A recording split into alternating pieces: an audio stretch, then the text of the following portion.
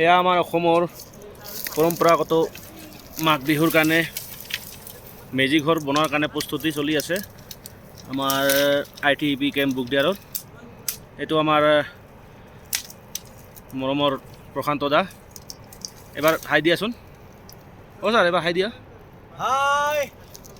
তাৰপিছত এইখিনি আমাৰ বাঁহৰ কাৰণে এই বাহনি, এইটো এটা আমাৰ উত্তৰাখণ্ডৰ, এটা আমাৰ পাঠশালা। আমাৰ বহাগ একে মানে মাঘক আদৰৰ কাৰণে বহুত প্ৰস্তুতি।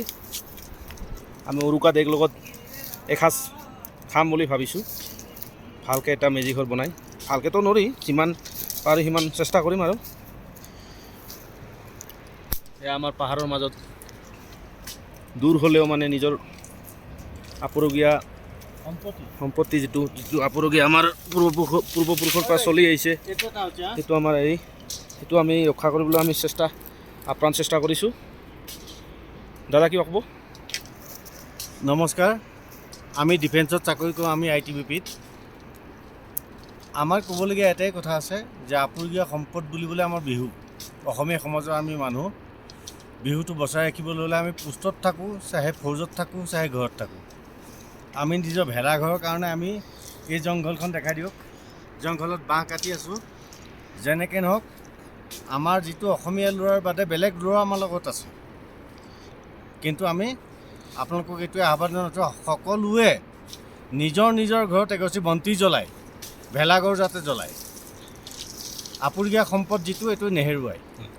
এইটোৱে নমস্কাৰ। আমিও সেইটোৱে আমি যদি ৰক্ষা নকৰোঁ কৰিব কোনে? হয় ভাইটি, আপুনি কিবা ক'ব?